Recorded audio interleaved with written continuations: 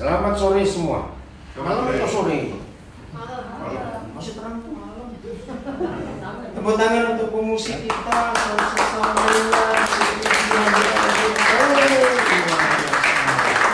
Baik, kita mau belajar firman Tuhan.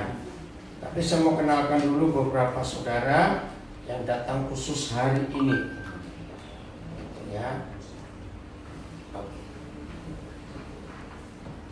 Yang pertama, terima kasih kepada Pak Gembala, Pak Yonatan bersama Ibu, walaupun nggak ada di sini, sampaikan salam. Pak Pendeta Besar, Cevi Akopo. Ada saudara kita, namanya Noni, tapi diberi tante. Yang masih muda, berdiri Oma, dari Belanda, berdiri dong. Nah, dari Belanda. Oke. Lalu ada keluarga dari Brisbane, Iwan Koy bersama istri. Saya datang dengan mereka ini. Baik, oke Pak Pendeta Johan, apa kabar? Oh iya, saya tak bisa jadi pendeta. Amin. Duh, amin ya. Dengarnya kamu ya, awas kamu. Baik, kita mau belajar firman Tuhan. Yang ngikuti di rumah, kami ada di Melbourne sekarang. Ya, Melbourne di mana? Ada Melbourne di Amerika, ini Melbourne di Australia.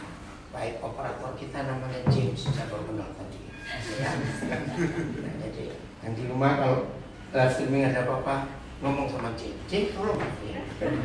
Ayo James, kamu dulu ini. Baik, siap belajar firman Tuhan? Loh, Siap. drummer kita mau. Saya kenal dia sejak dia belum lahir. Karena papanya masih SMP, SMA, saya bimbing papanya. Baik ya, pertumbuhan hidup Kristen kita. Niko, kalau saya kecepatan, kamu angkat tangannya, kalau cepat bicara. Ya, ini orang hebat, orang kulit putih, bahasa Indonesianya luar biasa. Mas kamu sudah lama di Australia nggak bisa bahasa Inggris, lalu sama Miko. Indonesia lupa, Inggris gak pintar, terus mau apa? Pertumbuhan hidup rohani kita itu persis seperti pertumbuhan anak-anak. Dari kandungan mama sampai lahir sampai dewasa, persis.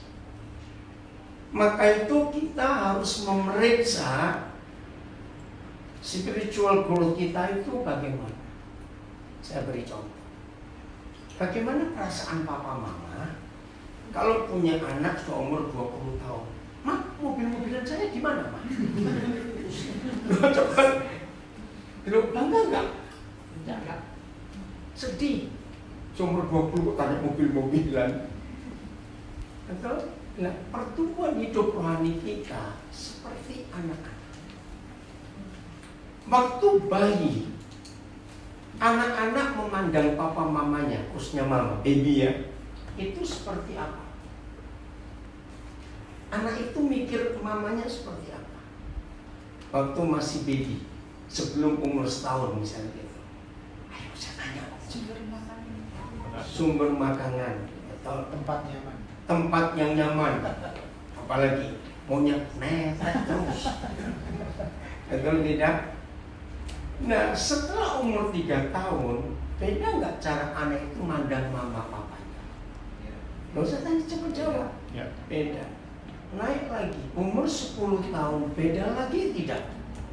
Beda terus sampai teenager, remaja, beda. Terus sampai umur 20. Nah, seperti itu Tuhan ingin melihat kita terhadap Dia. Coba kita baca dulu ayat ini. Matius 16 mulai ayat 13. Matius 16 mulai ayat 13. Kita nggak tahu sejak Tuhan Yesus memilih 12 murid itu sampai ke peristiwa ini itu sudah jalan berapa tahun, saya belum pernah menyelidiki. Kalau ada di antara saudara pernah menyelidiki, ya, Lukas 6 itu menulis Tuhan Yesus berdoa semalam-malaman untuk milih 12 orang. Itu Lukas 6. Nah, sampai di peristiwa ini kita nggak tahu sudah berapa tahun. Tapi sudah ada waktu yang berjalan nggak? Oke ya. Setelah Yesus tiba di daerah Kaisarea Filipi, Ia bertanya kepada murid-muridnya. Perhatikan pertanyaan. Kata orang, siapakah anak manusia itu? Tuhan Yesus tanya, kata orang siapa? Terus ayat 14, jawab mereka, ada yang mengatakan Yohanes Pembaptis hidup lagi, ada juga mengatakan Nabi Elia datang lagi, ada pula yang mengatakan Yeremia atau salah seorang dari para nabi. Nah, ini pertanyaan Tuhan Yesus kepada mereka tentang kata orang. Pertanyaannya berubah. Lihat ayat berikut. Lalu Yesus bertanya kepada mereka. Ini beda. Tetapi teruskan. Ayo, tetapi apa katamu? Siapakah aku ini? Beda tidak? Tadi kata orang. Sekarang terusannya kepada mereka. Pertama saya belajar ayat ini, saya geli dan tertawa. Kok aneh? Sudah jalan sekian waktu baru tanya, menurut kamu aku ini siapa? Tapi akhirnya Roh Kudus biasa mengerti. Ternyata betul. Mulai dari suami istri saya, yang namanya hidup itu berubah-berubah nggak? Sikap orang, karakter orang, perasaan orang berubah-berubah ya? Nah, ternyata penting suami istri sesekali tanya. Misalnya istri tanya pada suami setelah jalan sekian tahun, pasti kaget, tapi penting. Kita nggak tahu si istri manggil suaminya Pak atau Yang atau apa terserah lah. Coba aku tanya kamu ya, tahun-tahun terakhir ini aku bagi kamu itu siapa? Pasti kaget. Kenapa aku tanya begitu? Tapi ini penting saudara, karena hidup ini berubah terus. Betul atau tidak? Begitu pula anak-anak kepada papa mamanya. Sesekali papa mama harus tanya kepada anak-anaknya. Anak-anak, papa mama tanya kepada kamu. Akhir-akhir ini papa mama buat kamu itu siapa? Ini luar biasa loh saudara. Lu lihat atau tidak? Bahkan teman, yang namanya teman bisa ada perubahan-perubahan nggak dalam hidupnya? Bisa. Nah tanya, akhir-akhir ini menurut kamu aku siapa? Termasuk masih pacaran? Tanya. Karena kita akan terus mengalami perubahan. Nah, saya tanya kepada saudara, ada nggak orang-orang Kristen menganggap Yesus mesin ATM? Lo tahu nggak maksud saya? Ada nggak orang Kristen menganggap Yesus mesin ATM? Artinya duit terus saja. Ada nggak orang Kristen menganggap Yesus sebagai dokter? Mau minta sembuh terus. Maka itu perlu ditanya. Oke, kita tinggalkan dulu. Kita buka Yeremia 29. Ayo, yang sudah sering belajar Alkitab dengar khotbah. Kalau kita diajak buka Yeremia 29, langsung mikir ayat berapa? Pintar semua. Itu yang salah. Dan dipikir yang enak saja. Coba biji, ayat 11 punya apa? Awas.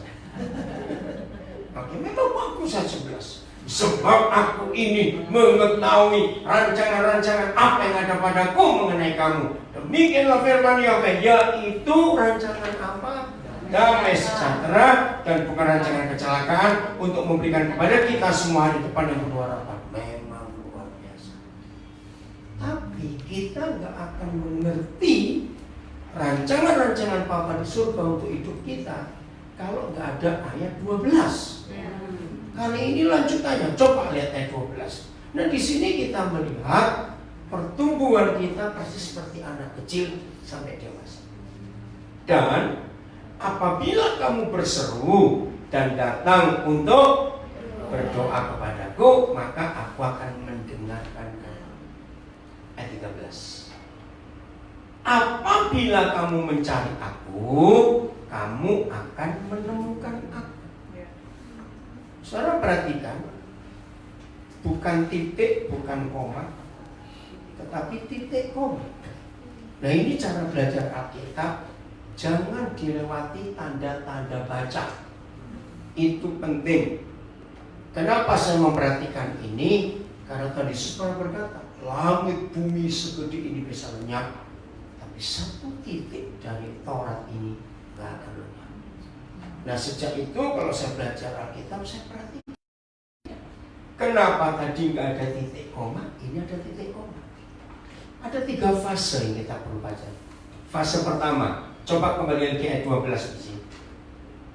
Ayat 12, apabila kamu berseru dan datang kepadaku untuk berdoa kepadaku, koma, maka aku akan mendengarkan kamu. Dipisah, titik koma.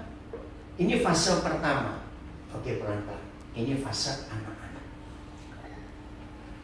Semua anak, coba kata berseru itu kata lainnya apa? Berseru, teriak. Apa, John? Teriak. Ma, gitu. Ma. Itu anak-anak. Betul? Terus biasanya yang lari siapa? Mamanya atau anaknya?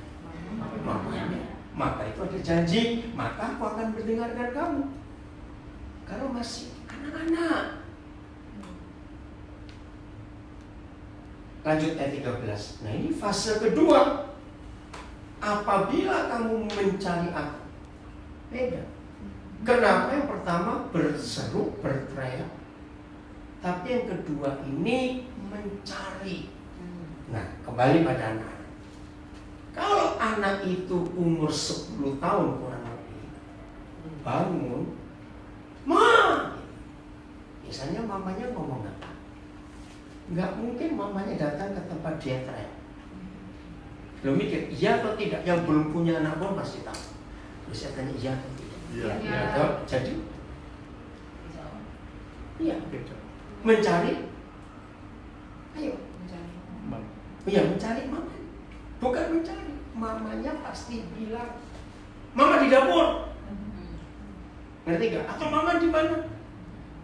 Berarti anak itu akan menemukan mamanya.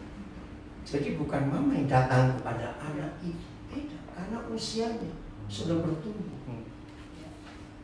Maka itu kalau saudara Kristen sejak airport Melbourne belum jadi, misalnya, seberapa lama tuh jadi Kristen? Masih teriak-teriak, Tuhan tolong, Tuhan tolong. Ngerti? Maka itu Kristen yang sudah tua seperti itu nggak akan Tuhan dengarkan. Coba ayat 12 kali. Penting. Apabila kamu berseru dan datang untuk berdoa kepadaku, maka aku akan mendengarkan kamu. Kalau sudah gede, sudah. Jangan teriak-teriak terus, goblok. Maaf. Lo betul tidak? Tuhan yang pusing. Karena sudah gede. Kenapa? Ya enggak. Berbuat mujizat, sudah beda. Dewasa lagi, kembali 13 biji. Ini penting, saudara. Apabila kamu mencari, nah bukan berseru, cari. Tuhan sedang di mana sekarang? Tuhan sedang apa sekarang? Bukan dia datang kepada kita. Kita harus ke tempat dia di mana berada. Beda. Maka itu berkali-kali Papa bicara kepada kita. Cari kehendaknya. Cari kehendaknya. Dia maunya apa? Betul? Nah, oke, selesai. Nah, terus titik koma yang ketiga ini beda. Apabila kita ngapain? Ayo, baca. Apabila kita ngapain? Menanyakan dia dengan. Nah, coba saya perhatikan. Mengapa dua fase yang pertama tidak ada syarat? Kamu berseru, aku datang menjawab. Kamu cari aku, kamu menemukan aku. Nggak ada syarat apa-apa. Tapi fase ketiga untuk menanyakan, ini perlu syarat. With the whole heart, dengan sepenuh hati. Oke. Saya tidak tahu, James, kamu sekolah apa di sini? Trinity College. Trinity College. Oke, ngambil jurusan apa? Kok kamu kelihatan masih SMA, James? Maaf ya. Kalau kita ini kepada papa, ya, banyak orang tua masih di Indonesia sudah di uni misalnya. Kira-kira sedih atau senang papa kalau kita tuh selalu minta terus dia, walaupun papa bisa memberi. Secara normal anak seperti itu sudah harus bisa ada duit sendiri walaupun nggak full, betul tidak? Seberapa banyak pun yang bisa dihasilkan, Horas amal, cari parkir lama sekali. Cari parkir itu cari tempatnya, depan jemaah. Nah, walaupun uang hasil kerja itu nggak seberapa. Satu, perhatikan, anak itu bangga nggak dia bisa menghasilkan sesuatu? Bahkan bangga kalau dia bisa beli sesuatu keperluan dia dengan uangnya sendiri. Tapi percayalah, yang lebih bangga papamu. Betul? Walaupun hasilmu nggak seberapa, paling tidak papamu belum hebat. Saudara, nah ini apabila kamu menanyakan, tidak teriak-teriak, tidak cuma mencari, tapi sudah dewasa. Papa mama seneng gak? Kalau kita sudah 20-an ke atas, terus suatu hari kita ngomong pada papa kita, Pak, kalau aku pulang kuliah dari Melbourne, kira-kira aku bisa bantu apa untuk perusahaan papa? Nanti gak contohnya. Walaupun belum tahu mau kerja apa, tapi buat orang tua perasaannya bagaimana? Bangga. Karena anak ini mulai tanya, nggak minta lagi, tapi mulai tanya sesuatu. Nah, ini kegagalan gereja yang khotbahnya cuma sukses, diberkati, ada mujizat, nggak salah. Tapi kalau model kita seperti itu terus, maka kita dikhotbahi untuk jadi perampoknya surga. Tahu kata merampok? Karena minta berkata, tolong aku Tuhan. Kapan kita mulai mikir proyek-proyek papa kita di dunia itu banyak belum selesai? Coba jujur. Lihat akhir-akhir ini gerakan, baik pornografi, baik drug atau narkoba, baik kelompok LGBT. Kalau kita mau jujur, antara Injil dengan kelompok mereka ini, siapa lebih cepat gerakannya? Nah, kenapa kita bisa begitu lambat? Karena pola pikir kita dengar khotbah yang salah. Selalu Tuhan untuk kita, kuasa Tuhan untuk aku dan keluargaku, bisnisku, untuk anak-anak. Kapan kita mulai dewasa untuk menanyakan? Coba lihat kalimat berikut 13 belum selesai. Apabila kamu menanyakan aku dengan segenap hati, terjadi apa? Terus, aku akan memberi kamu menemukan aku. Demikianlah firman Yahweh. Dan aku akan memulihkan keadaanmu, dan akan mengumpulkan kamu dari antara segala bangsa dan dari segala tempat kemana kamu telah kucur mereka. Demikianlah firman Yahweh, dan aku akan mengembalikan kamu ke tempat yang dari mana aku telah mengumpulkan. Akan terjadi pemulihan, restorasi yang luar biasa dalam hidup ini. Kalau kita sudah mencapai fase yang dewasa, menanyakan Tuhan, nggak minta-minta lagi. Apa yang harus aku buat untuk pekerjaan ini? Untuk jiwa-jiwa belum diselamatkan, untuk ini, untuk itu, apa yang harus aku buat? Ayo mulai hari ini, masing-masing kita tahu posisi. Nah, dari 3 fase tadi, keseru, berteriak, mencari, dan menanyakan, kira-kira cara orang-orang ini memandang Yesus beda atau sama? Beda. Maka itu Tuhan Yesus menanyakan, menurut kamu, aku ini siapa? Ayo saudara, kita betul-betul mau menjadi Kristen yang benar, katakan amin.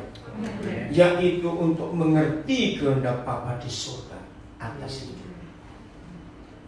Efesus 5 ayat 17. Kita lihat Efesus 5 ayat 17. Inilah satu-satunya hal yang Papa minta kepada kita. Yang lain gak begitu penting, tapi ini penting. Setelah kita tahu Yeremia 29 ayat 13 tadi. Sebab itu janganlah kita apa? Bodoh. Koma. Tetapi saya baca usahakanlah. Jadi ada usaha kita. Nah kalau sampai kata usaha, dari 3 fase tadi yang mana? Berseru, mencari, atau menanyakan? Jelas yang dewasa. Yang masih anak-anak, jangan diajak ngomong tentang rencana atau planningnya Papa untuk perusahaan ini. SD aja belum lulus. Ngerti gak maksudnya? Mana bisa ngerti? Nah, kok saya dewasa? Dia minta. Sebab itu janganlah kita bodoh. Jadi di hadapan Papa orang bodoh itu bukan orang gak bisa baca tulis. Profesor sekalipun, kalau dia tidak bisa mengerti kehendak Tuhannya, maaf, dia bodoh di mata Tuhan. Tetapi usahakanlah. Jadi ada usaha kita, bukan doa. Maaf, saya nggak suka kalimat dikit-dikit, mari kita doakan. Ngerti nggak saya nggak sukanya karena apa? Karena kalau kita doakan, mari kita doakan, itu artinya kita minta tolong Tuhan lagi, terus kita santai-santai saja. Ya, betul tidak? Karena isi kata mari kita doakan, kita malas, biar Tuhan yang kerja. Contoh, perintahnya sembuhkan orang sakit atau doakan orang sakit. Perintah. Ayo cepat jawab. Tapi yang gereja lakukan? Nah, bagaimana kalau dikatakan goblok? Perintahnya sembuhkan, kok kita doakan? Karena sembuhkan itu ada usaha. Betul, untuk kita buat sesuatu, bukan doakan. Tidak sedikit pendeta-pendeta nggak mau repot ketika ada orang berkeluh kesah, mari kita doakan. Tidak semua kono, ini cuma orang Jawa yang lagi nggak cocok. Tak jelek, tidak semua kono. Itu kata jelek, betul, biarin aja. Sekarang kalau dikit-dikit aku lagi, terus kamu tuh ngapain?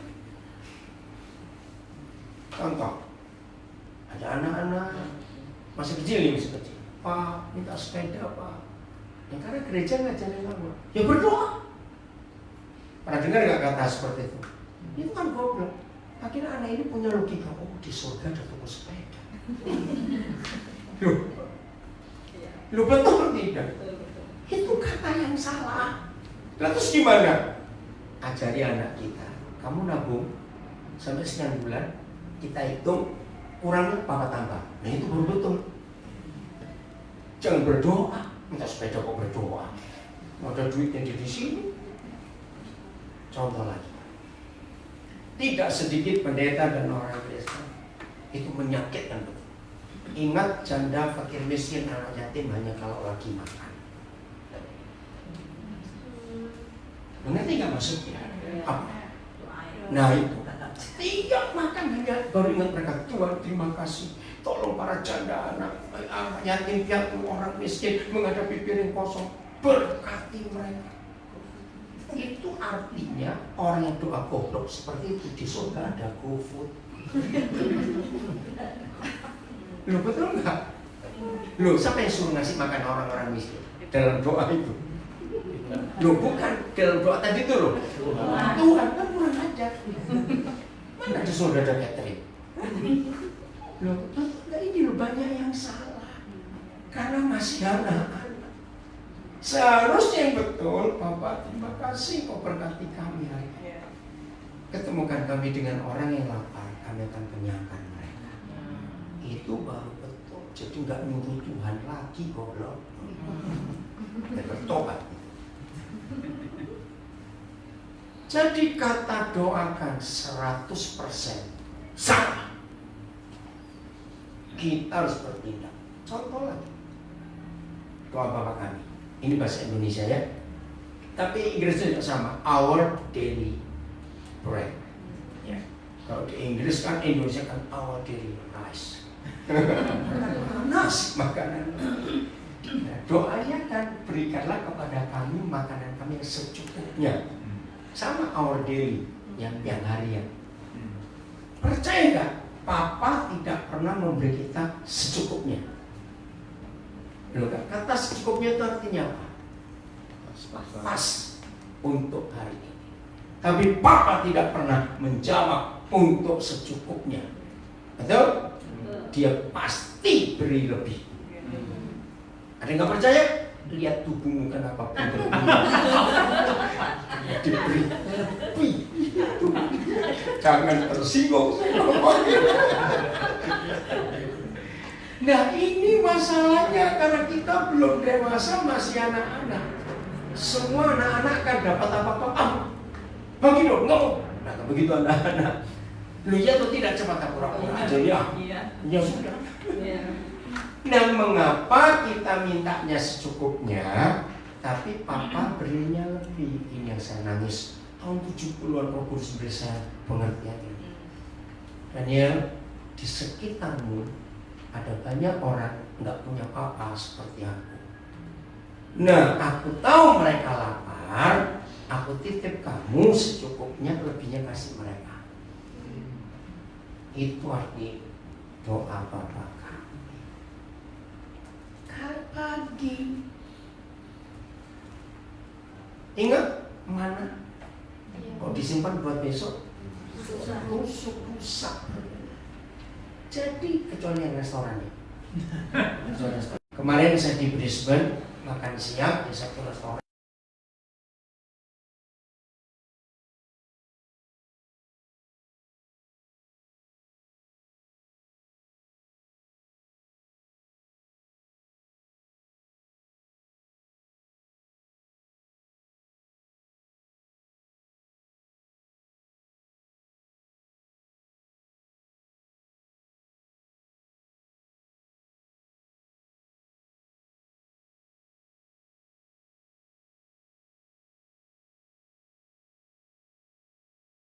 Bawa pulang, ya udah.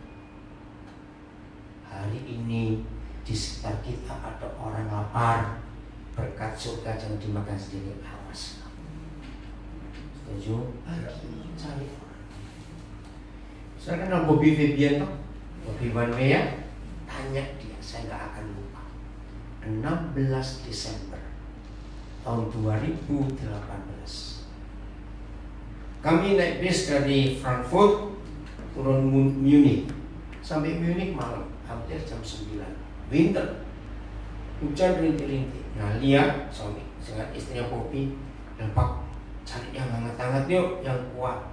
Ih, ini turunnya bukan di train station, tapi di bus station. Saya tahu dari itu jarang makanan Asia, kalau adanya di train station yang pusatnya.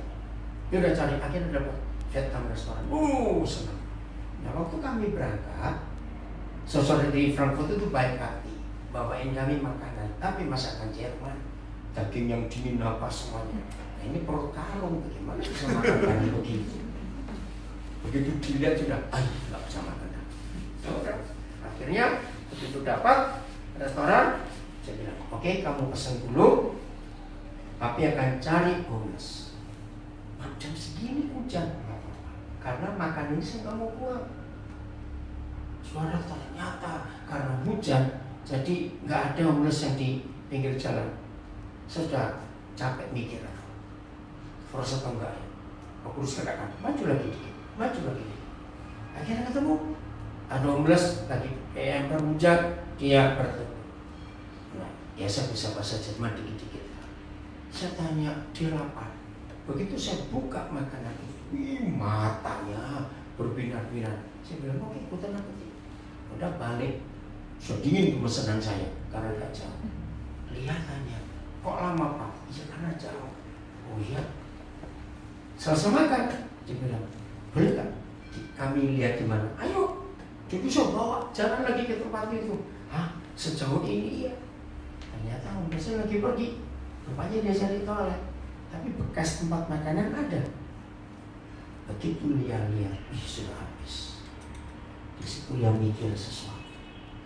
Dia tanya, tapi kenapa punya prinsip seperti itu? Saya jadi doa Bapak kami. Mintanya secukupnya adalah lebih lagi. Saya nggak pernah buang makanan. Begitu kalau ada orang makan, ingat ya, mata, mulut, perut itu nggak pernah sinkron. Oh nggak amin. Saya marah kalau ada orang makan buang-buang.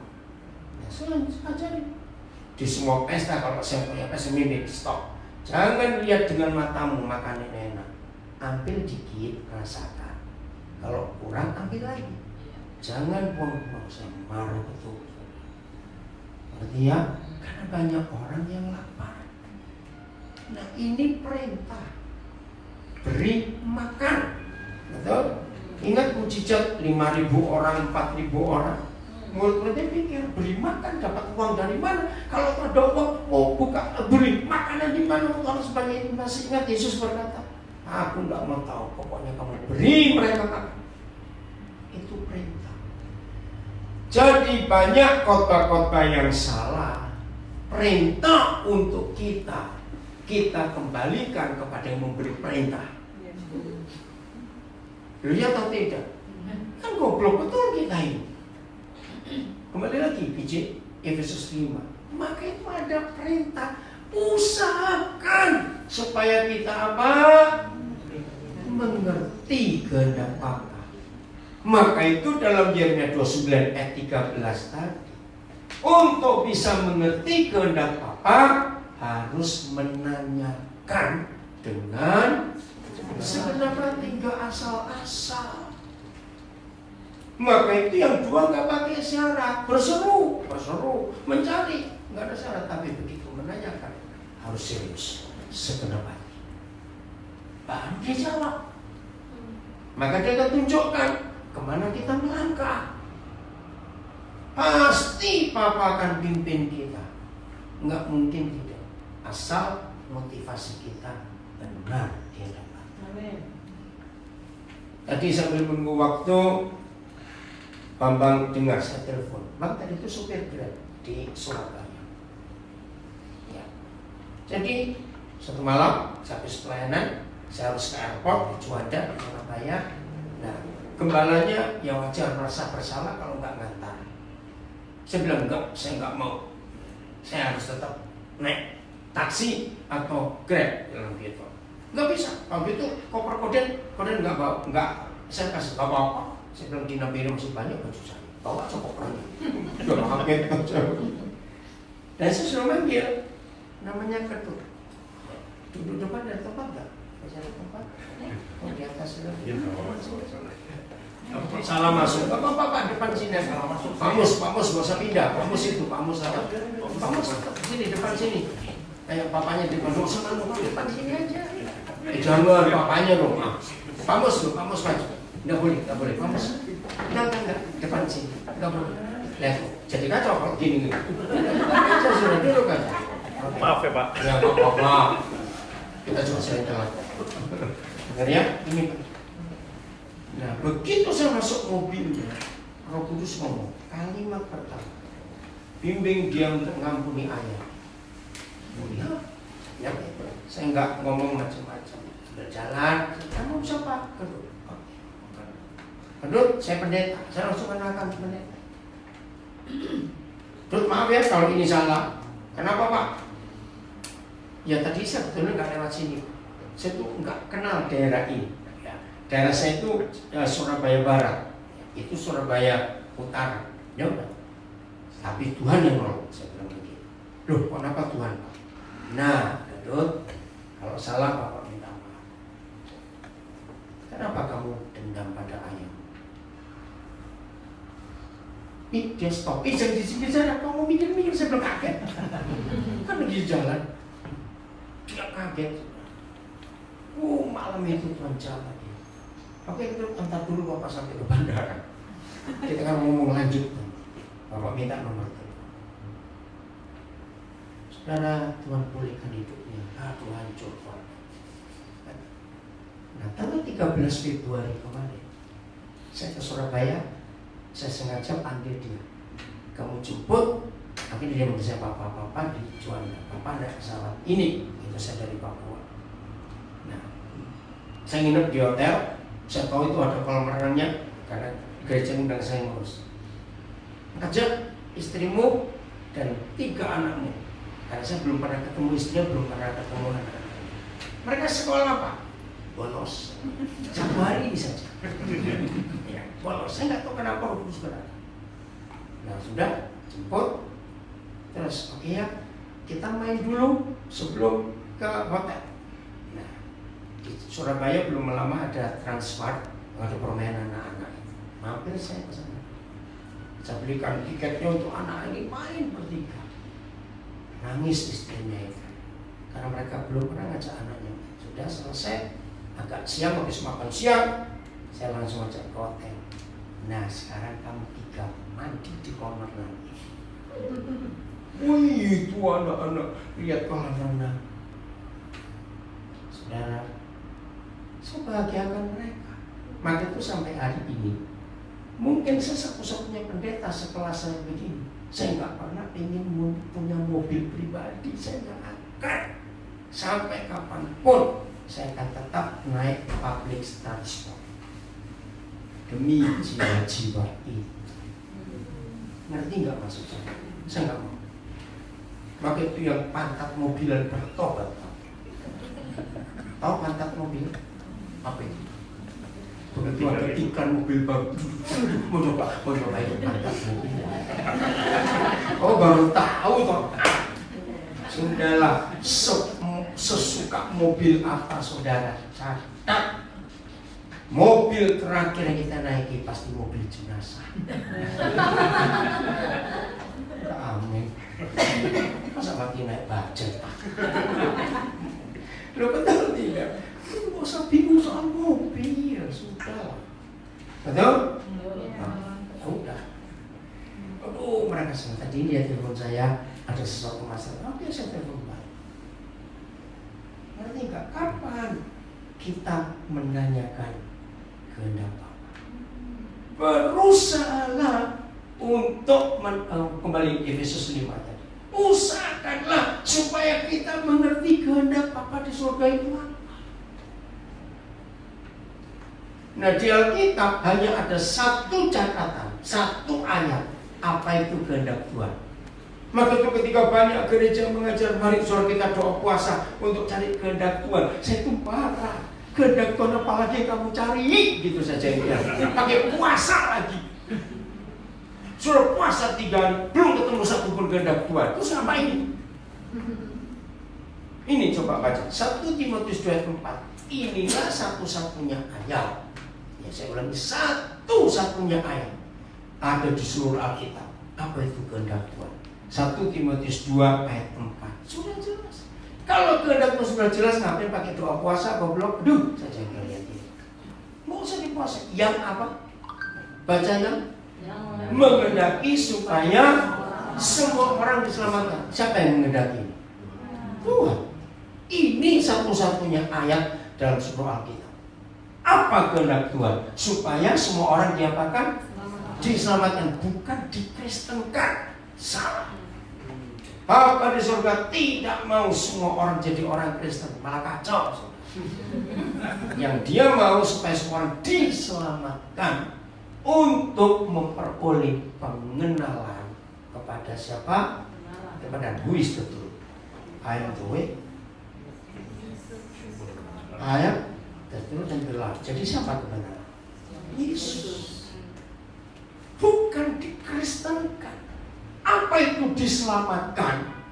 Saya percepat karena waktu. Diselamatkan itu artinya diriset. Manusia ini diriset. Tahu diriset? Diformat ulang. Kalau HP-mu jangan dibanting. Diapain? Reset. Nah, siapa kita pertama kali sebelum rusak?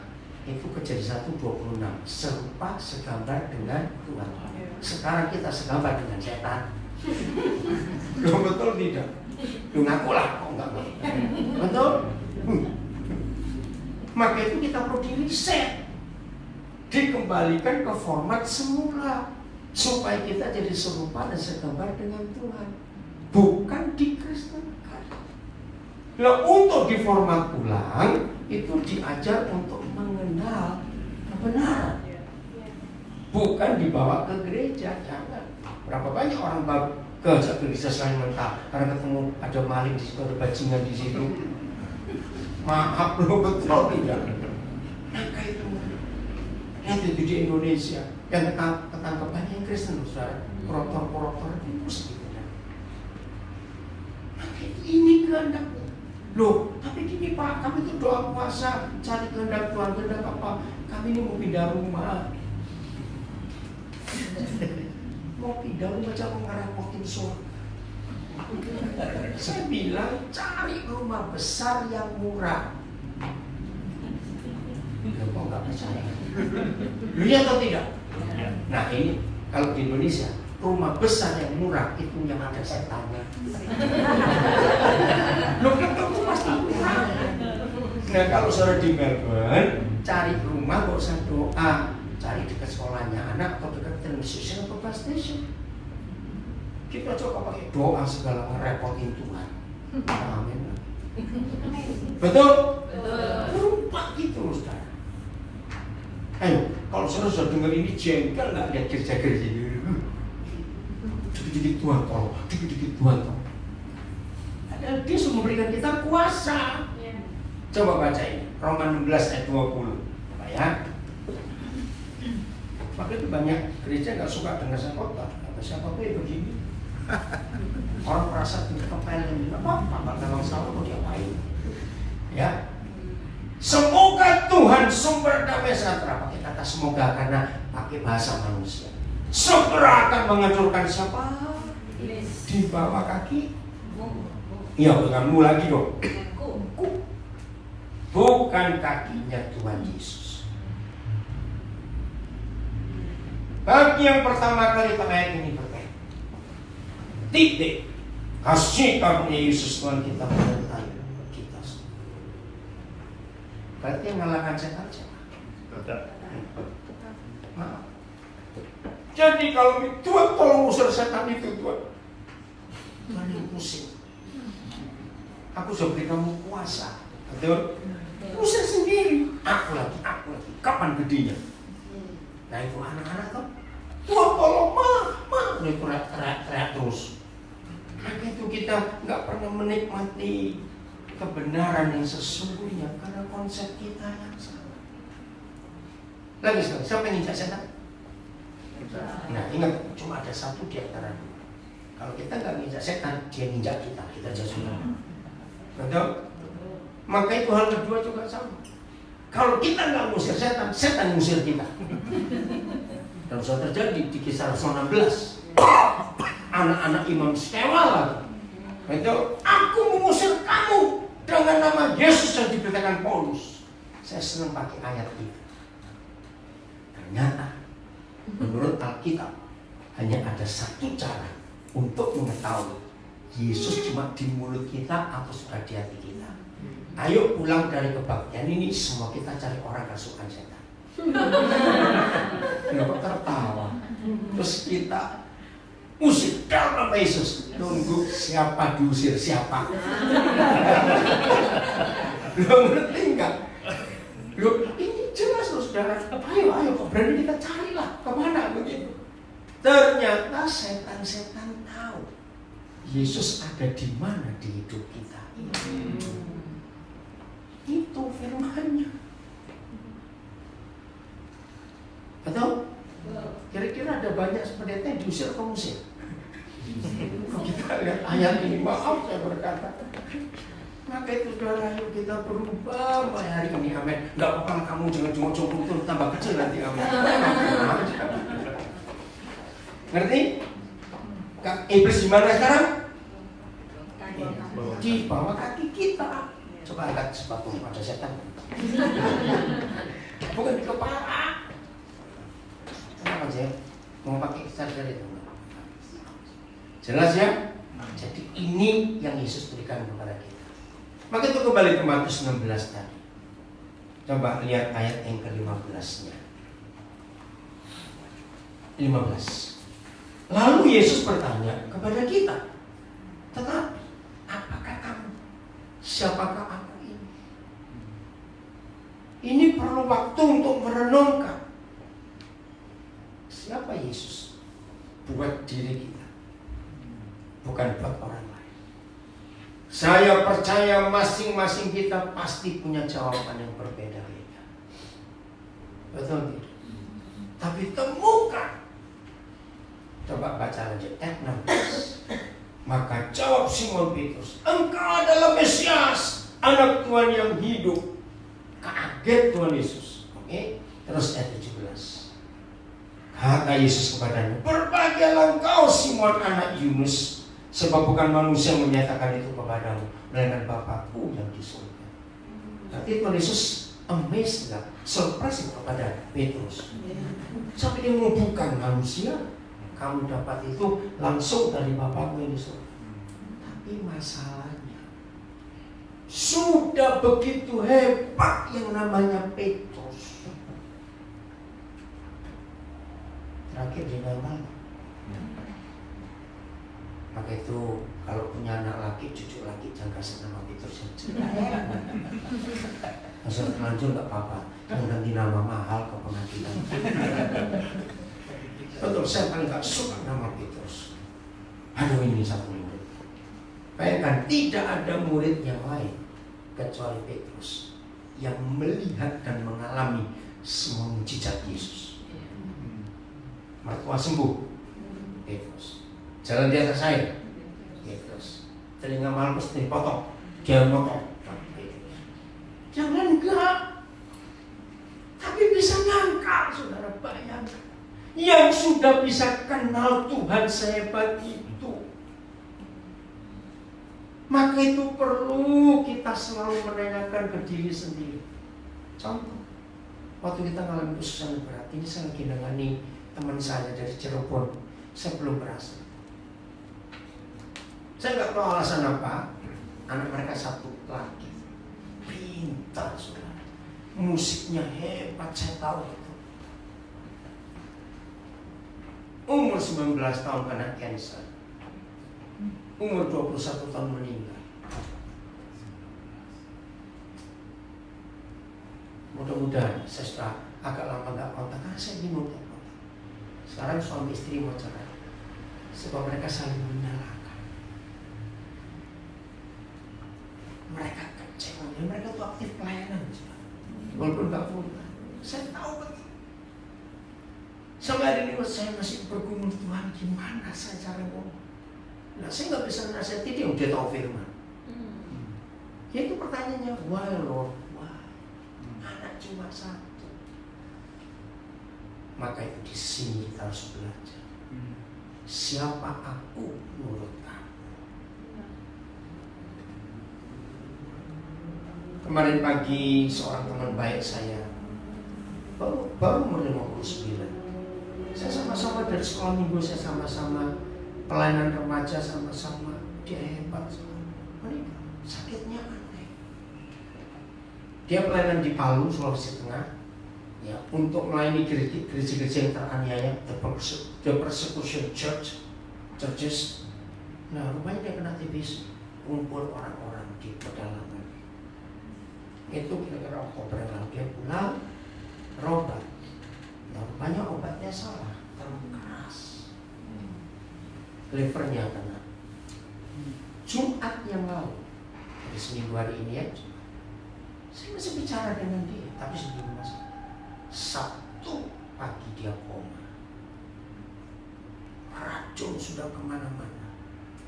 Nah, itu dokter heran, ini racun dari mana? Ini kan SGPT-nya 2000. Jadi nggak bisa. Aduh, mau dibawa kemana? Nah, alat yang bisa mencuci lever seperti itu ada jadi cuci pindah, nggak mungkin. Singapura bagaimana? Ada corona di sana. Benar dari Sabtu akhirnya Minggu dengan terpaksa dibawa pakai ambulans, pesawat ambulannya yang 300 juta lagi, bawa ke Siloam Jakarta. Sampai sana terlambat. Jadi ditanya racunnya dari mana ini kok bisa ada, nggak ketemu. Akhirnya kemarin pagi ini ada Pak, Rabu pagi. Sedih sekali dengar ini. Pelayanannya bagus. Kita nggak tahu. Semuanya rahasia. Nah, saya berkata pada keluarganya, saya bicara pada teman-teman yang lain. Ada orang ini hebat sekali pelayanan. Nah, tahun 70-an, Roh Kudus sudah memberi saya suatu pengajaran. Nah, kepada teman saya di Cirebon, saya terlambat memberitahu. Tolong ya semua kita. Apapun dan bagaimanapun, selalu harus punya dua persiapan ini dalam hidup. Ini tahun 70-an tahun nanti. Suatu hari nanti, nggak tahu kapan, kita semua pasti akan kehilangan sesuatu dan kehilangan seseorang. Betul. Tolong sampaikan. Tapi kepada teman saya Cirebon, saya nggak bisa ngomong karena terlambat. Jadi saya sulit jelaskan. Saya ngomong, cobalah tenang sebentar, nggak bisa. Saya mau ngomong Tuhan nggak ada, dia bilang nggak mungkin karena saya tahu. Tapi kalau ada kenapa? Saya mau jawab apa? Maka itu pertanyaan tulis ini penting menurut kamu. Contoh, kalau semuanya aman, uang masuk banyak, hampir tiap bulan dapat bonus, artinya Tuhan menurut kamu siapa? Hebat, luar biasa. Tapi waktu kita menderita, beda nggak? Beda. Tuhan itu siapa? Ada misteri kita nggak bisa tahu. Maka itu mulai hari ini termasuk anak-anak semua juga yang pikirkan. Makin kita harus makin dewasa di dalam Tuhan. Amin. Bertumbuh untuk mengenalinya. Ayat terakhir, Hosea 6 ayat 3. Kenapa Papa gak ngajak kita yang lain-lain? Tidak cuma ini. Begitu kalau kita bisa mengenal Dia, kita bisa menjawab Yesus itu siapa di setiap keadaan kita. Ajari anak-anak kita, para orang tua, untuk melihat Yesus bukan cuma sumber uang. Karena generasi kita sekarang ini ya, generasi yang sekarang, maunya materi, betul nggak? Mewah, barang bermerek, sedih sekali. Rangsangannya luar biasa semua iklannya. Marilah kita mengenal, nggak cukup mengenal dan berusaha sungguh-sungguh mengenal. Nah, dua kata ini dalam tata bahasa manapun nggak boleh. Berusaha sungguh-sungguh. Berusaha dia sudah sungguh-sungguh. Tapi ini untuk meyakinkan kita. Jadi Papa tidak minta kita rajin berdoa, rajin hafal ayat kita, rajin memberi persembahan per bulan. Tidak. Dia ngajak kita untuk mengenal Dia dan berusaha sungguh-sungguh mengenal. Jadi nggak cukup hanya ke gereja, nggak cukup hanya pelayanan tanpa mengenal. Jangan kayak itu. Terus jaminannya ini luar biasa. Titik koma lanjut. Pasti stop dulu. Saudara percaya nggak bahwa di dunia ini nggak ada perusahaan seterkenal apapun perusahaan itu yang berani ada kata pasti di iklannya. Kenapa? Takut disu. Saudara baca buku apa saja, hanya Alkitab yang ada kata pasti. Secure. Itu cuma Alkitab. Nggak ada buku manapun pasti. Mengapa Papa menggambarkan dirinya setelah kita berusaha sungguh mengenal Dia? Maka Papa pasti baca. Muncul seperti fajar. Ini luar biasa. Ayo kita belajar. Mengapa hanya memberi contoh fajar, sunrise? Dahsyat. Sedang percaya Fajar nggak pernah bohong. Ya. Sebagai apapun malam ini, ngeri, anginnya, thunderstorm, menakutkan. Tinggal tidur. Besok, besok pasti dia ngomong, Fajar. Ini jaminannya, bayangkan. Betapa jahatnya kita kalau kita nggak mempercayai Dia yang menjamin pasti aku muncul seperti Fajar. Hujan bisa bohong bukan? Apalagi weathernya Melbourne.